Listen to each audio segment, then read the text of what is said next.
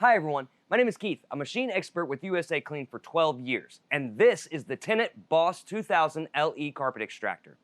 In this video series, I'm going to show you some general maintenance that you can do yourself to keep your machine running at peak performance and minimize the cost and need of sending a service tech. So we need to replace your front caster wheel because it's damaged. Very simple. You've got 4 1/2-inch bolts holding it to the machine. What we want to do is take these off.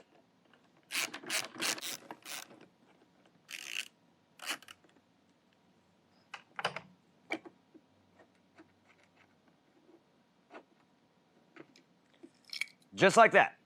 Now take your new caster wheel, line it back up.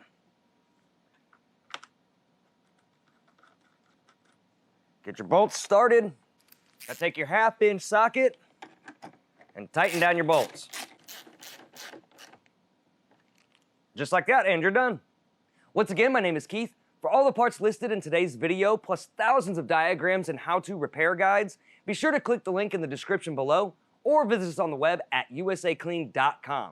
Now, if you like what you watch, go ahead and hit that like button and subscribe for future videos.